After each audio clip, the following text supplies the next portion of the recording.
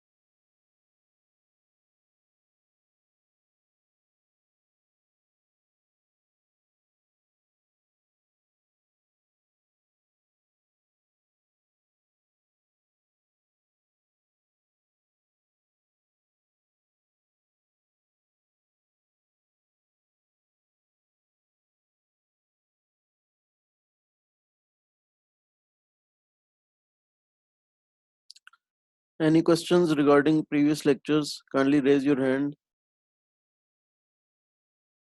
या कोई और क्यूरी हो? अम, हम 2 मिनट और वेट करेंगे बाकी स्टूडेंट्स का, अगर कोई क्वेश्चंस हैं तब तक। उसके बाद we will start our lecture, क्योंकि 5 मिनट पहले भी हमने एंट्री कर ली है। तो और आपको पता है सेशन भी ये 40 मिनट्स के बाद दोबारा वो हो जाता है। तो कोशिश होगी कि इसी के दौरान बाकी क्वेश्चन आंसर और सब कुछ कर लिया जाए और एक ही सेशन रिकॉर्ड हो जाए, क्योंकि फिर मुझे अपलोडिंग में अलग से ए और बी पार्ट अपलोड करना पड़ता है। उसको टैग करना पड़ता है, फिर वो एक अलग प्रोसेस पूरा करना पड़ता है मुझे।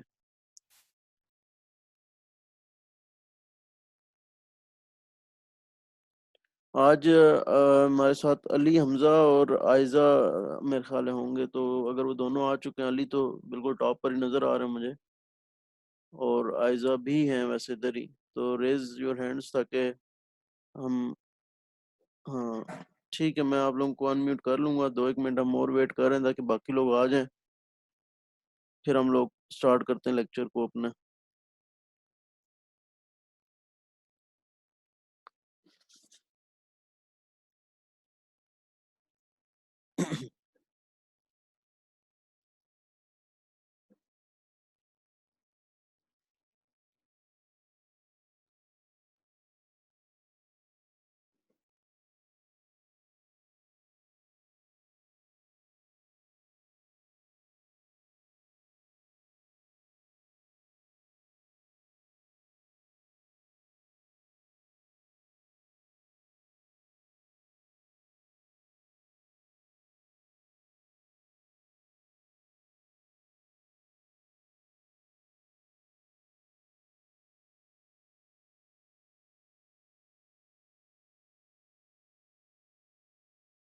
मेरे ख़्याल है हमें लेक्चर स्टार्ट करना चाहिए। ओके, मैं अली और आयज़ा को अनम्यूट करने लगा हूँ। ठीक है, अली और आयज़ा, मैंने आपको अनम्यूट कर दिया और हम अपना लेक्चर बाकायदा स्टार्ट करेंगे। तो हम लोग प्रॉपर्टीज़ कर रहे थे कंटीन्यूअस टाइम फॉरियर ट्रांसफॉर्म की, और आज भी हमने 3 प्रॉपर्टीज़ छोटी-छोटी करनी है। मतलब छोटे इस हिसाब से क्योंकि हम डेरिवेशन तो कर नहीं रहे और इनका यूज़ ही देख रहे हैं मोस्टली। और आज की जो 3 प्रॉपर्टीज़ हैं उनमें से एक का तो वैसे भी यूज़ हम लोग एग्ज़ाम्पल के थ्रू नहीं देख रहे, बाकी 2 को एग्ज़ाम्पल के थ्रू देखेंगे। और उसके अलावा जो बाकी रह गया मेन, इसके अलावा जो आज हम करेंगे, इसके अलावा 2 लेक्चर्स और आपके इस चैप्टर 4 में से रह जाएँगे। और उसमें भी वो दोनों हैं तो प्रॉपर्टीज़, लेकिन वो इतनी मेजर हैं कि उनको अलहदा टॉपिक बनाकर पेश किया गया है। तो अभी तक बाकी सारी प्रॉपर्टीज़ को एक ही टॉपिक के अंदर मेजर प्रॉपर्टीज़ में कवर कर दिया गया है। मेजर एक ही प्रॉपर्टी के टॉपिक के अंदर कवर कर दिया गया है, और वो जो 2 हैं, बाकी जो 2 बची हैं, उनको अलग-अलग टॉपिक के तौर पर डिस्कस किया गया और उनकी एग्ज़ाम्पल्स बहुत सारी इकट्ठी रखी गई हैं। तो बहरहाल आज हम अमूमन प्रॉपर्टीज़ को जो है वो ख़त्म करेंगे, कंक्लूड करेंगे इंशाल्लाह। तो आज की जो पहली प्रॉपर्टी है वो है टाइम एंड फ्रीक्वेंसी स्केलिंग। तो टाइम एंड फ्रीक्वेंसी स्केलिंग बहुत इसलिए क्योंकि एक को जब आप स्केल करने जाते हैं तो दूसरे पर फ़र्क पड़ता है।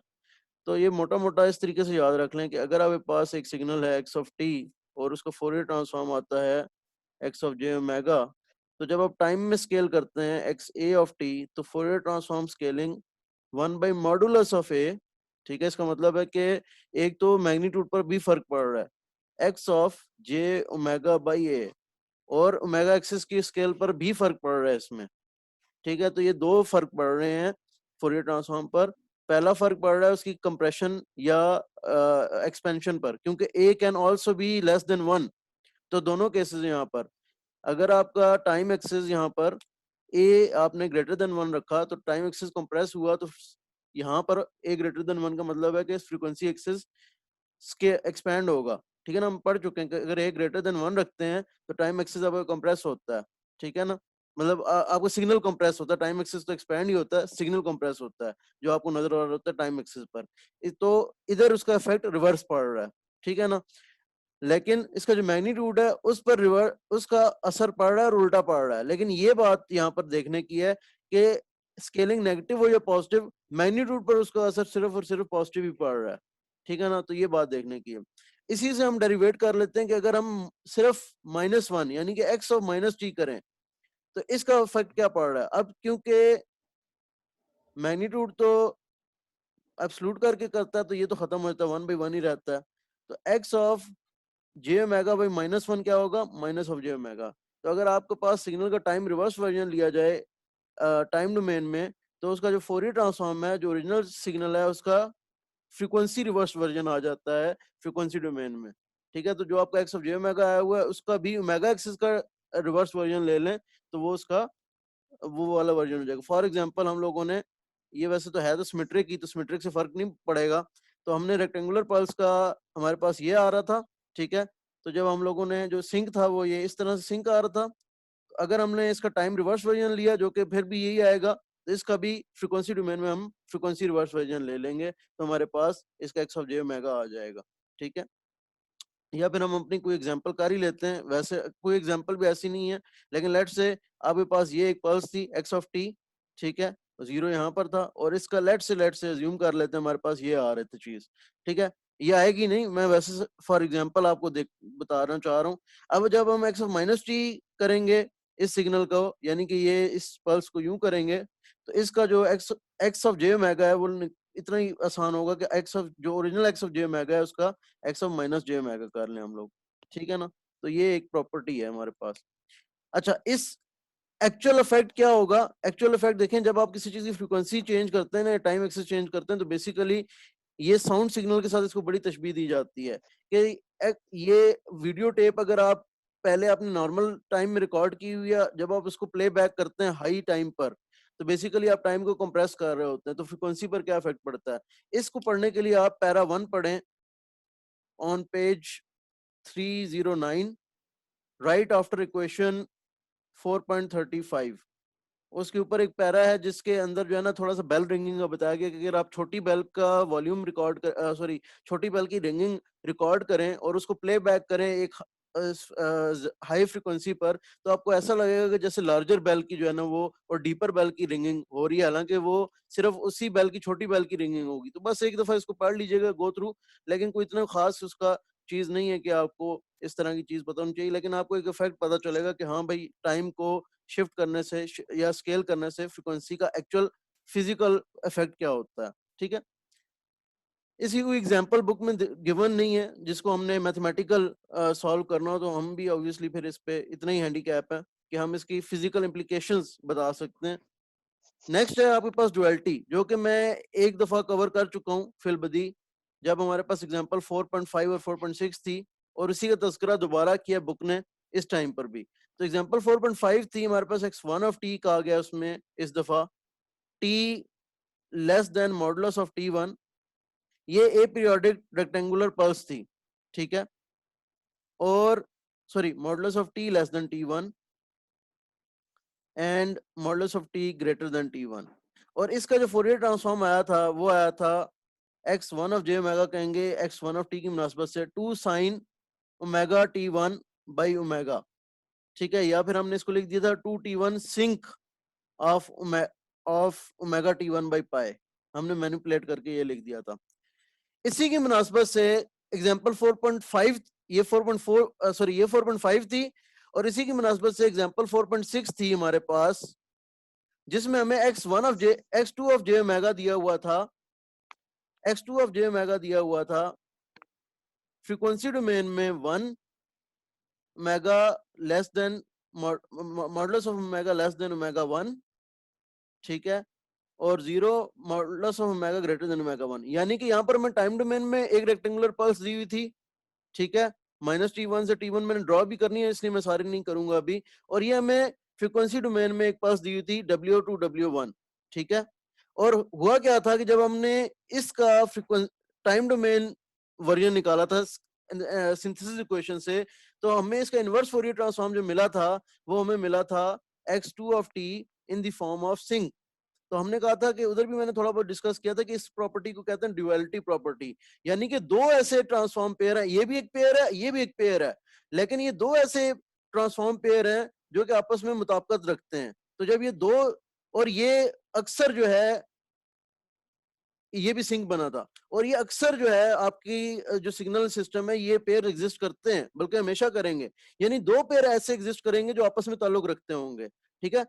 कि आपकी टाइम डोमेन में जब आप रेक्टेंगुलर पल्स लेते हैं तो उसका फ्रीक्वेंसी डोमेन में एक सिंक एग्जिस्ट करता है, यही काम फ्रीक्वेंसी डोमेन वाले और टाइम डोमेन में इस तरह का एक और पेयर एग्जिस्ट करता होगा, ठीक है। तो अब मैं इनको फिगरेटिवली बनाता हूँ, क्योंकि बुक ने भी फिगरेटिवली बनाकर बताया है कि ये किस तरह डुअलिटी पेयर एग्जिस्ट करता है, यानी कि ये एक और रिलेशन है, ये तीसरा, यानी कि एक तो आपस में पेयर का रिलेशन है, और एक सेकंड रिलेशन और भी है जो किस तरह का क्रॉस ओवर टाइप रिलेशन है, कि ये भी रेक्टेंगुलर पल्स ये भी रेक्टेंगुलर पल्स और ये भी आपस में सिंक है, sinc sinc sinc pulse sinc waves हैं। तो ये मैं दोबारा एक दफा आपके लिए फिगरेटिव फॉर्म में बनाता हूँ।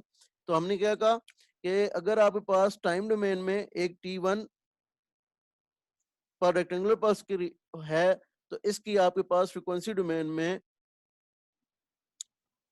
फोरियर ट्रांसफॉर्म आता है, ठीक है, ओमेगा एक्स, ये x1t का आ गया है, ये t का आ गया है omega x1 of J omega, ठीक है, जिसकी हाइट थी 2t1 और इसकी first zero crossing pi by t1 minus pi by T1 और सारी जीरो क्रॉसिंग जो है वो के पाई बाई T1 के हैं, ठीक है। तो ये आपस में फोरियर ट्रांसफॉर्म है और इन्हीं जैसा एक पेयर एग्जिस्ट करता है कि अगर आप उसका रेक्टेंगुलर पल्स ले लें फ्रीक्वेंसी डोमेन में -W1 x2 of J omega, तो इसका और इसकी हाइट भी 1 है, जिस तरह इसकी हाइट 1 है, इसका इनवर्स फोरियर टाइम डोमेन में आपको सिंक मिलेगा।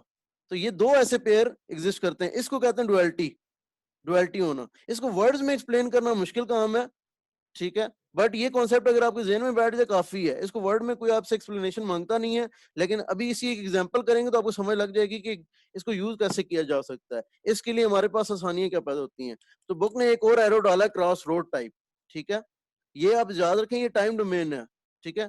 तो ये भी x2 ऑफ t होगा। तो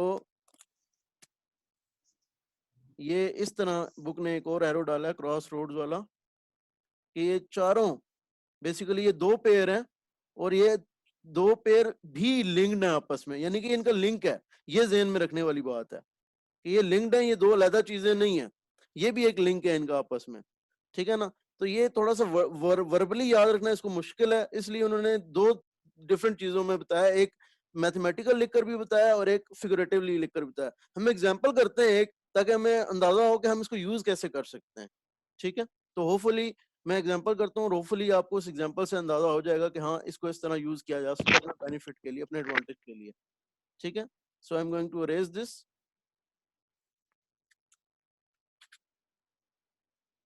So now we have example 4.13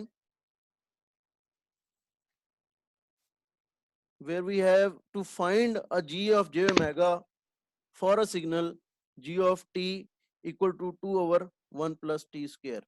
और ये डुअलिटी किसी तरह हमने यूज करनी है। अगर हमारे पास g of t 2 और 1 plus t square है तो हम इस तरीके से फाइंड करना चाहते हैं, डुअलिटी लगानी है तो हमें किसी तरीके से फ्रीक्वेंसी डोमेन में, अब ये डुअलिटी जब यूज होगी तो हमें किसी तरह फ्रीक्वेंसी डोमेन में ऐसी चीज फाइंड करनी है। क्यों? क्योंकि हमारे पास टाइम डोमेन में देखें क्या था, ये टाइम डोमेन में और ये फ्रीक्वेंसी डोमेन में इस तरह की पल्स थी, तो हमें पता चला था अच्छा अगर ये फ्रीक्वेंसी डोमेन में इस तरह की चीज एग्जिस्ट करती है सिंक वेव, ठीक है, तो हमने कहा अच्छा ये टाइम डोमेन और फ्रीक्वेंसी डोमेन की आपस में मुताबिकत मिल गई, तो अब इसकी फ्रीक्वेंसी डोमेन में कोई इस तरह की मुताबिकत होनी चाहिए। तो जब हमें फ्रीक्वेंसी डोमेन में इस तरह की मुताबिकत मिलेगी ना कोई इस तरह वाली की, ठीक है। अच्छा एक और चीज अभी से नोट कर लें, बुक में एग्जाम्पल 4.13 का आंसर मेरे हिसाब से गलत है, मेरे हिसाब से इसमें एक कमी है, एक गलती है, ठीक है ना, वो आप वेरीफाई भी कर लीजिएगा बाद में दोबारा, इसलिए यहाँ पर जरा गौर से देखें, ठीक है ना। मेरे हिसाब से इसमें गलती है, तो इसलिए मैं आपको अलर्ट करूँ पहले ही। अब मेन चीज क्या है, मेन पॉइंट क्या है, वो ये है कि देखें अब ये जी ऑफ टी है ना, तो ये है टाइम डोमेन में। अब हमें फ्रीक्वेंसी डोमेन में कोई एक चीज मिले, फिर हम उसका उस पेयर को देखें, उस पेयर को देखते साथ हम फिर क्या इसका इसका जी ऑफ जे ओमेगा निकाल सकते हैं, ठीक है। यानी कि हमें कोई पेयर मिले जो कि पूरा हो, जिसका हमें टाइम डोमेन भी पता हो, फ्रीक्वेंसी डोमेन वाला आंसर भी पता हो, फिर हम उसको यूज करते हुए इसका फ्रीक्वेंसी डोमेन का आंसर निकाल सकें। यानी कि पहले कोशिश ये की जा रही है कि ये तो हमारे पास ये चीज है, हम इससे हैंडीकैप है, हमें इसका नहीं पता, लेकिन हम क्या इसका फ्रीक्वेंसी डोमेन में हमें इस तरह की सिमिलर चीज मिलती है जिसका हमें ये वाला चीज का मालूम हो, ये नॉन हो हमें, तो हम फिर इसको यूज करते हुए यहां तक पहुंच जाएं। मेरा ख्याल है ये कॉन्सेप्ट अभी आपको समझ आया होगा। इसकी हमें ये चीज पता नहीं है, ठीक है, this is unknown to us, तो हम चाह ये रहे हैं कि ये तो है टाइम डोमेन में। अब डुअलिटी प्रॉपर्टी का हमें जो सबक मिला है, हमें इसका पता है कि अगर हमें कोई फ्रीक्वेंसी डोमेन में ऐसी चीज मिल गई ना और इसका हमें ये वाला पता हुआ, हमें नॉन हुआ, तो हम इसको यूज करते हुए हम इसके जो अननोन चीज है उस तक पहुंच जाएंगे, ठीक है ना। तो डुअलिटी इन शॉर्ट यही चीज है, जो एप्लीकेशन डुअलिटी की वो यही है। तो अब जब हम अपनी एग्जांपल्स खंगालते हैं जो हम लोग पहले करके आए हैं, तो हमें एग्जांपल 4.2 मिलती है, उसमें हमें मिलता है e minus A modulus of T, उसमें उसका फोरियर ट्रांसफॉर्म हमें मिलता है 2a ओवर ए स्क्वायर प्लस ओमेगा स्क्वायर। अब ये ध्यान में रखें कि ये हमें इसके बराबर चाहिए फ्रीक्वेंसी डोमेन में, तो फिर हमें पता चल जाएगा अच्छा इसका ये है, तो फिर हम कुछ और मैथमेटिकल मैनिपुलेशंस करेंगे। लेकिन पहली बात ये है कि हम इसको इक्वल कैसे करेंगे इसके, तो ये 2 ओवर 1 प्लस टी स्क्वायर कब ओमेगा स्क्वायर की फॉर्म की इक्वल हो सकता है, टी और ओमेगा बस रिप्लेस हो जाने चाहिए, तो अगर पहली कड़ी के तौर पर देखें तो 2/1 प्लस ओमेगा स्क्वायर किसी तरह हमें मिल जाता तो हम कहते हैं कि ये दोनों इक्विवेलेंट है। तो वो कैसे मिलेगा? ए हमारे पास ओपन चॉइस थी वहां पर, अब हम ए को रिस्ट्रिक्ट करेंगे, तो ए को हम क्या रिस्ट्रिक्ट करें कि हमें 2/1 प्लस ओमेगा स्क्वायर की फॉर्म मिल जाए। ए को 1 रख लें, ए को 1 रख लें ना, ए को जब 1 रखेंगे तो ए और 1 स्क्वायर, तो इसी मुनासबत से हमें यहाँ पर भी ए को 1 रखना पड़ेगा क्योंकि ई माइनस ए मॉडुलस टी थी। इसका मतलब है कि 2/1 प्लस ओमेगा स्क्वायर और ई माइनस मॉडुलस ऑफ टी जो है वो पेयर है। यहाँ बुक ने गलती की है, उन्होंने यहाँ पर 2 रखा हुआ है, मेरे मुताबिक ये 1 आना चाहिए। अगर यहाँ पर 2 रखते हैं आप तो ये 2 इंटू 2 4/4 प्लस ओमेगा स्क्वायर बनता है, जो फिर ओमेगा स्क्वायर से अगर आपको कुछ लेना पड़ेगा तो मुश्किल हो जाएगी काम। तो इस वजह से मेरे ख्याल से कि बुक का आंसर ये गलत है, उनकी वर्किंग आगे भी गलत है। ठीक है, तो अब आपके पास ये अब मुताबिकत पैदा हो गई है। टाइम डोमेन में आपके पास ये आंसर आ रहा है, तो फ्रीक्वेंसी डोमेन में आपके पास एक चीज ऐसी प्रोड्यूस हो गई है जिसका आपको पेयर भी पता है, जिसके पेयर पूरा है। अब आप इसको यूज कर सकते हैं। अब यूज कैसे करना, आप इस तरफ आए, देखें ये है आपके पास फ्रीक्वेंसी वाली चीज। जब आप इसको पुट करेंगे सिंथेसिस इक्वेशन में 1/2 pi integral minus infinity to plus infinity x of J omega, x of J omega है 2/1 plus omega square exponential j omega t, ठीक है, इनटू डी ऑफ ओमेगा। जब आप पुट करेंगे इसमें, ठीक है, तो आपको क्या मिलेगा? X of T. कौन सा एक्स ऑफ टी मिलेगा? अली और आयजा बोल दिया करें, कोई मसला नहीं है। E minus modulus of T मिलेगा ना, यही तो मतलब है इसका। ठीक है, जब आप 2/1 प्लस ओमेगा स्क्वायर को एनालिसिस इक्वेशन सिंथेसिस इक्वेशन में पुट करेंगे तो आपको वापस ई माइनस मॉडुलस ऑफ टी मिलना चाहिए। फोरियर ट्रांसफॉर्म पेयर का यही तो मतलब होता है। ठीक है ना, लेकिन हम इसमें इंटरेस्टेड नहीं है। हम किस में इंटरेस्टेड हैं? हम इंटरेस्टेड है हमें 2/1 प्लस टी स्क्वायर का किसी तरीके से फोरियर ट्रांसफॉर्म मिल जाए। ये तो काम ही उल्टा हुआ है दोनों तरफ से। ये ना तो 2/1 प्लस टी स्क्वायर है और ना ही ये सिंथेसिस इक्वेशन है, एनालिसिस इक्वेशन है। ये है सिंथेसिस इक्वेशन। अगर ये एनालिसिस इक्वेशन होती तो ये इस फॉर्म की होती, 2 माइनस इनफिनिटी प्लस इनफिनिटी ई माइनस जे ओमेगा टी, और यहाँ होता डी टी, और यहाँ पर होता 2/1 प्लस टी स्क्वायर। तो देखें हम कुछ मैनिपुलेशन ऐसी करेंगे दोनों साइड पर कि ये वाली फॉर्म इसमें कन्वर्ट हो जाएगी, और फिर जो इस साइड पर होगा हम उसको कहेंगे कि ये फोरियर ट्रांसफॉर्म है जी ऑफ टी का। तो अभी देखें हम वो मैनिपुलेशंस क्या करते हैं। तो वो मैथमेटिकल मैनिपुलेशन, सबसे पहली मैनिपुलेशन मैं कर रहा हूँ, इस 2 पाई को उधर लेकर जा रहा हूँ, क्योंकि मैंने इसको कन्वर्ट करना है integral minus infinity to plus infinity 2/1 plus t square into exponential minus j omega t d t में, ताकि ये कन्वर्ट हो जाए एनालिसिस इक्वेशन में, और एनालिसिस भी 2/1 प्लस टी स्क्वायर की एनालिसिस इक्वेशन में। ठीक है ना, तो सबसे पहले तो मैं 2 पाई को उधर लेकर जा रहा हूँ, तो ये मेरे पास आ जाएगा 2 pi exponential minus modulus of t equal to integral of minus infinity to plus infinity 2/1 plus omega square e j omega t d omega. Next logical step क्या होना चाहिए? एक और मसला है इसमें, यहां पर मेरे पास माइनस होता है जब मैं सिंथेसिस इक्वेशन करता हूं, और यहां पर मेरे पास अभी प्लस है। तो मैं ये करता हूं कि मैं सारी इक्वेशन में टी को माइनस टी से रिप्लेस कर देता हूं।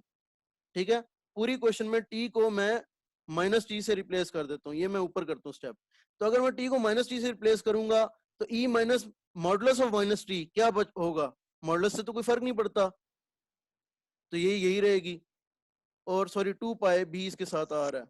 ठीक है, 2 pi e minus modulus of t equal to minus infinity plus infinity 2/1 plus omega square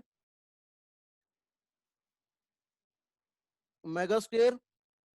मुझे थोड़ा हाथ बचा के लिखने में मुश्किल हो रही है। अब ई जे ओमेगा माइनस टी, तो इसका इफेक्ट आ जाएगा e minus j omega t. ठीक है, अब हम थोड़ा सा मजीद करीब पहुंच गए अपनी सिंथेसिस इक्वेशन के, सॉरी एनालिसिस इक्वेशन के, डी ओमेगा। लेकिन अभी भी 2-3 फर्क हैं। ठीक है, अब हम क्या करते हैं, ओमेगा और टी को आपस में इंटरचेंज करते हैं। ओमेगा को टी से रिप्लेस कर देते हैं इस पूरी इक्वेशन में, और टी को ओमेगा से रिप्लेस कर देते हैं। ठीक है, omega by t and t by omega. तो इससे क्या होगा देखिए, ओमेगा बाई टी और टी बाई ओमेगा, तो 2 pi e minus omega minus infinity plus infinity 2/1 plus omega को टी से करना है, ई माइनस जे ओमेगा और टी को रिप्लेस करेंगे, ओमेगा टी बच जाएगा और ओमेगा को टी से। और अब ये क्या हो गई, ये तो फोरियर ट्रांसफॉर्म हो गया 1 प्लस टी स्क्वायर का राइट हैंड साइड, और ये आपके पास 2 pi e minus modulus of omega. यही तो हम फाइंड करना चाह रहे थे जी ऑफ टी का, जी ऑफ टी के फोरियर ट्रांसफॉर्म ही तो फाइंड करना चाह रहे थे हम। तो this is now your G of J omega. तो अब आपको समझ आई कि कैसे आपको जब 2 और 1 प्लस ओमेगा स्क्वायर का पता था कि वो e minus modulus of T आता है, तो आपको मजीद मैथमेटिकल मैनिपुलेशन नहीं करनी पड़ी, आप डायरेक्ट उसको यूज करते हुए स्टेप्स करते करते करते करते आपने उसको मॉडिफाई किया, उस 2 और 1 प्लस ओमेगा स्क्वायर वाली सिंथेसिस इक्वेशन से आए, उसको एनालिसिस इक्वेशन में कन्वर्ट किया।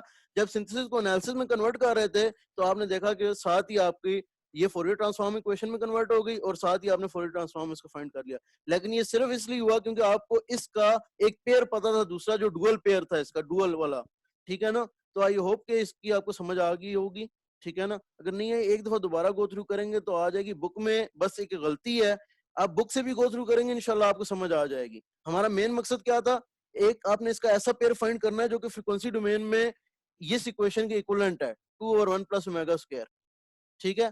फिर आपने क्या करना है कि एक सिंथेसिस, और इसका ऑब्वियसली आपने दूसरा वाला जो पार्टनर है वो साथ रखना है, तभी काम चलेगा। जिस तरह इसका ई माइनस मॉडुलस ऑफ टी आ रहा था, ठीक है, वो साथ रखना है।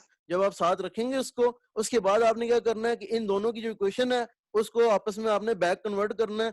ये वाली को आपने फोरियर ट्रांसफॉर्म में, इसकी फोरियर ट्रांसफॉर्म में कन्वर्ट करना है, जिसको आप फाइंड करना चाहते हैं। खुद जो उसकी लेफ्ट हैंड साइड है वो इसका जी ऑफ जे ओमेगा दे देगी, ठीक है। तो आई होप कि ये चीजें क्लियर हो गई हों आपको। Is that clear Aqsa? Yes sir. जी अक्सा।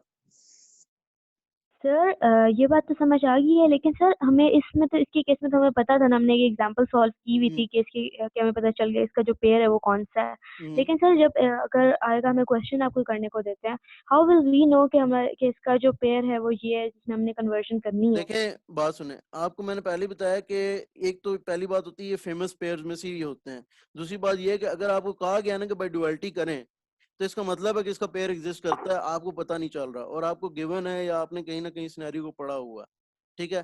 पहली बात तो है कि क्वेश्चन में होगा, स्टेटमेंट में इम्प्लाइड होगा कि बाय डुअलिटी करना है, फिर तो इसका मतलब है पेयर है। अगर ओपन है क्वेश्चन तो फिर आप नॉर्मल मेथड से करेंगे इसको, 2 और 1 प्लस टी स्क्वायर को देखेंगे कि पूरे टी एक्सिस में क्या है, इसकी सिंथेसिस इक्वेशन लगा के करेंगे। Is that clear? ओके लेकिन सर। हाँ, लेकिन अगर डुअलिटी यूज करने का कहा है, इसका मतलब है कहीं इसका पेयर एग्जिस्ट करता है, आपको नजर नहीं आ रहा। जिस तरह मैंने बताया ना, पूरा टेबल मिलेगा तो उस टेबल के अंदर फोरियर ट्रांसफॉर्म पेयर्स भी हैं कुछ, उस टेबल में फिर कहीं मौजूद है एटलीस्ट, ठीक है ना, या कोई फेमस पेयर है, ओके सर, थैंक यू। ठीक है ना। हाँ okay, so we move ahead. अच्छा, इसी डुअलिटी की वजह से हमें कुछ और प्रॉपर्टीज भी मिली हैं जो कि हम पहले नहीं पढ़ चुके थे, तो उन प्रॉपर्टीज को सिर्फ मैं यहाँ पर लिख रहा हूँ, और वो फिर हम जो है इसी डुअलिटी की वजह से हमें पता चला है कि अगर आप फ्रीक्वेंसी डोमेन में डेरिवेशन करते हैं, टाइम डोमेन की डेरिवेशन तो हमें पता चल चुकी थी, D x of T by D T तो हमने कल देखा है, इसकी एग्जांपल भी की है। इसका तो हमें पता था j omega x of J omega करना है। लेकिन अगर फ्रीक्वेंसी डोमेन में डेरिवेटिव हो तो फिर क्या करना है, तो ये हमें बताता है minus J t x of T, इसका फोरियर इनवर्स होता है, यानी कि आपस में ये एक फोरियर ट्रांसफॉर्म पेयर होता है, ठीक है। सो time limit is also come, तो बस लेक्चर 5 मिनट्स और इंशाल्लाह होगा, ठीक है। Let me confirm this minus sign, क्योंकि नोट्स में तो लिखा हुआ है लेकिन मैं जरा बुक के साथ कंफर्म करना चाह रहा हूँ इसको। Yes, this Indeed exist. Okay, इसी तरीके से हम लोगों ने टाइम शिफ्टिंग तो पढ़ी है, लेकिन अगर फ्रीक्वेंसी डोमेन में शिफ्टेड सिग्नल होता है तो उसका फोरियर इनवर्स जो है वो e minus j omega naught t, जिस तरह वहां पर था ना, ये अगर आप x t minus t naught करते हैं तो e minus j omega t naught होता है ना, एक्स ऑफ जे ओमेगा, इसी तरह e minus j omega naught t हो जाएगा, ठीक है। और ये हमारे डुअलिटी की वजह से हमें पता चला। And third and final one, integration, integration of minus infinity to omega x of eta variable d eta. बस वेरिएबल ऑफ इंटीग्रेशन तो कुछ लगाना ही ना है, तो मेन ओमेगा ना, ठीक है। तो इसमें भी दो पार्ट्स आते हैं, माइनस वन और j t x of t plus pi x of zero delta t. बस ये इस तरीके से तीन प्रॉपर्टीज और हैं हम इनको यूज कहीं भी नहीं कर रहे। अगर आपको याद हो तो दो ये जरूर याद रख लीजिएगा, आखिरी वाली की इतनी खास शायद आपको जरूरत ना पड़े, ठीक है। इनकी भी एग्जांपल्स लेकिन बुक ने दी नहीं हुई, लेकिन ये बताया हुआ कि ये मेन 3 प्रॉपर्टीज मजीद हम लोगों ने, पहले हमारे पास सिर्फ थी derivation in time axis, time shifting और इंटीग्रेशन इन टाइम। अब हमारे पास ड्युअलिटी की वजह से ये 3 प्रॉपर्टीज भी आ गई हैं, ठीक है। तो अगर कोई फ्रीक्वेंसी शिफ्टेड वर्जन आपको मिल जाए तो आप उसको वापस time shifted version, time shifted नहीं, उसका रिवर्स इनवर्स इन टाइम इस तरीके से आएगा कि आप एक्स ऑफ टी जो भी जे ओमेगा का एक्चुअल आप एक्स ऑफ जे ओमेगा पे जाएं, उसका देखें कि टाइम एक्स ऑफ टी क्या है, उसको आप मल्टीप्लाई करें e minus j omega naught t से, ठीक है। तो यानी कि उसका एक्स ऑफ टी जो है उसका एम्पलीट्यूड मल्टीप्लाई हो जाएगा e minus j omega naught t से, और कुछ भी नहीं होगा ओरिजिनल एक्स ऑफ टी का। Now let's go to the last lesson, जो कि 5 मिनट्स इंशाल्लाह, उसके भी ज्यादा नहीं लगेंगे क्योंकि रिलेशन देना है और उसके एक एग्जांपल करनी है। That is Parseval relation, Parseval's relation. So Parseval relation is about energy of the signal. जो उसने कहा था ये फोरियर सीरीज में भी है, फिर फोरियर ट्रांसफॉर्म में भी है, 1/2 pi integral of minus infinity to plus infinity Fourier transform absolute square D omega. यानी कि टाइम डोमेन, ये भी एनर्जी है लेकिन टाइम डोमेन में है, ठीक है। इज इक्वलेंट कि अगर फोरियर ट्रांसफॉर्म की एनर्जी को आप कंसिडर कर लें डिवाइड बाय 1/2 पाई, ठीक है।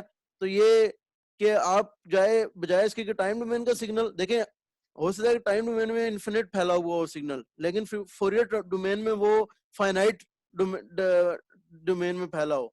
तो बेहतर ये है कि आप अगर कोई सिग्नल है जो कि टाइम डोमेन में बहुत ज्यादा फैला हुआ है और फ्रीक्वेंसी डोमेन में लिमिटेड है, तो आप बेहतर ये है कि फ्रीक्वेंसी डोमेन में उसकी एनर्जी निकालें, तो इससे आपकी जो मैथमेटिकल प्रोसेस में बचत होगी।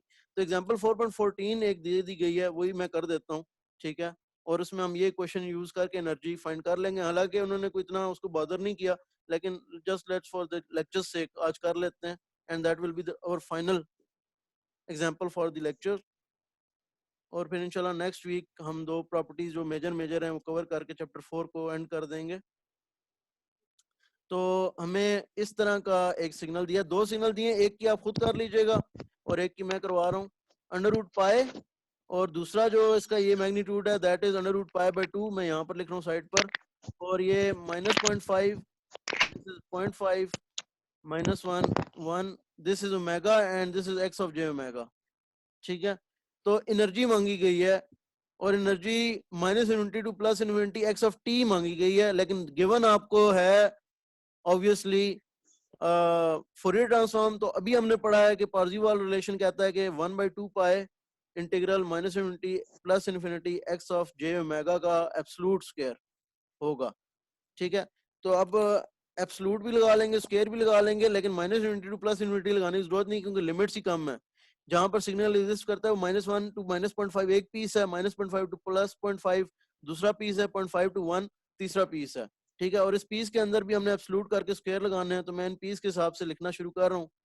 तो पहला पीस है -0.5 टू 0.5, सॉरी -1 टू -0.5 का पहला पीस है। इसमें इसका एम्पलीट्यूड है अंडर रूट पाए, और मुझे स्क्वायर करना है, तो अंडर रूट पाए का स्क्वायर होगा पाए, ठीक है।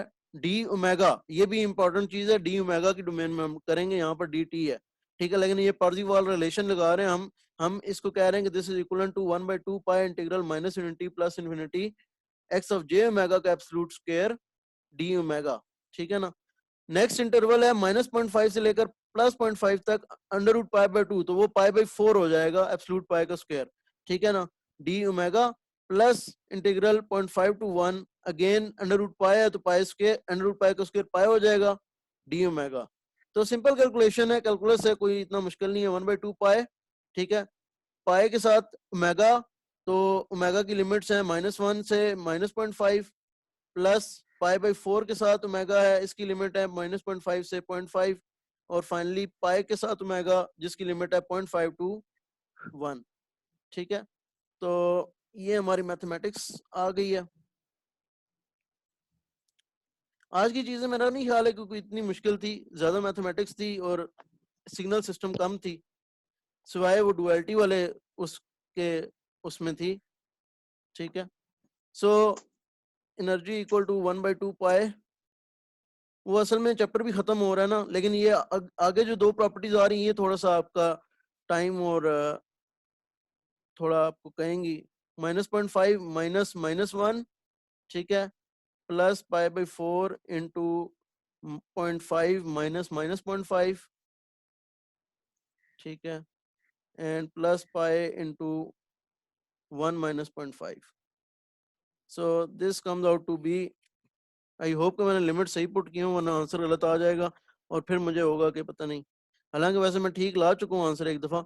-0.5 plus 1 is 0.5, so this is 1/2। और ये पाए वैसे मैं कैंसिल कर सकता हूँ सारे पाए कॉमन लेकर। 1/2 प्लस 1/4 इंटू 0.5 प्लस 0.5 1 प्लस पाए तो कॉमन आ गया और ये भी 1/2 बचेगा। तो that comes out to be 1/2 into 1 plus 1/2 plus 1/4 plus 1/2। तो ये 1/2 1/2 1 होता है। 1 प्लस 1/4 जो है ये हो जाएगा 5/4, और 5/4 बाई इंटू 1/2 5/8। तो एनर्जी 5/8, यही आपकी बुक ने निकाला है। बुक ने निकाला ही नहीं है वैसे, ये सिर्फ आंसर दे दिए 5/8। एक दूसरा भी सिग्नल है, उसकी आप खुद कर लीजिएगा, ठीक है ना। इसमें डी भी कहा गया, लेकिन मैं आप लोगों को बहुत थकाना भी नहीं चाहता हूँ, उसकी जरूरत भी कोई खास नहीं है हमें, ठीक है। दूसरा एक सिग्नल गिवन है वो बुक ने बरल, लेकिन आप खुद उसकी निकाल लीजिएगा energy as a practice. Example 4.14 है ये, ठीक है। तो बाकी अगर कोई क्वेश्चन है इस चैप्टर में से या इस लेक्चर में से, तो वो मुझसे पूछ लीजिए। वो इस तरह का कोई सिग्नल गिवन है, ठीक है, -j पाई j√पाई। तो इसका बस एब्सलूट जब लेंगे तो स्क्वायर लेंगे, बस ये ख्याल रखिएगा। एब्सलूट j पाई का लेंगे तो एब्सलूट कॉम्प्लेक्स नंबर का कैसे लिया जाता है, बस ये ख्याल रखने की जरूरत है, ठीक है। So we have about 1 minute 30 seconds for this lecture. तो कोई क्वेश्चन है तो पूछ लें, वरना we will end this as it is, ठीक है। अटेंडेंस वगैरह लगा लीजिएगा। आज का मेरे ख्याल है आसान था लेक्चर, को इतना मुश्किल नहीं था। छोटी छोटी रिलेशंस थे, प्रॉपर्टीज, ड्युअलिटी थोड़ा सा इंपॉर्टेंट है आज के वाले में, बाकी तो इतनी कोई चीज नहीं थी। समझ आया Aiza Ali? Yes sir. Yes. ठीक है।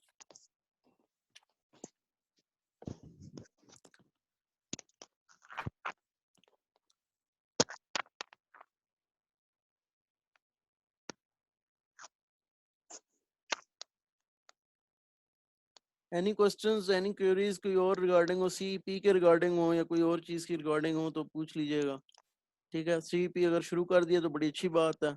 उसके एक दफ़ा मैथमेटिकल एक्सप्रेशन ज़रा लिख लीजिएगा तो आपको आसानी हो जाएगी, थोड़ा दिल भी तसल्ली में आ जाएगा कि जो है वो काम हो सकता है, कर लिए कर हो जाएगा। मैथमेटिकल एक्सप्रेशन लिखेंगे तो आपको समझ आ जाएगी कि हो जाएगा, इतना कोई मुश्किल चीज़ नहीं है, ठीक है। ये अभी एंड पर आके कौन अटेंडेंस लगा रहा है?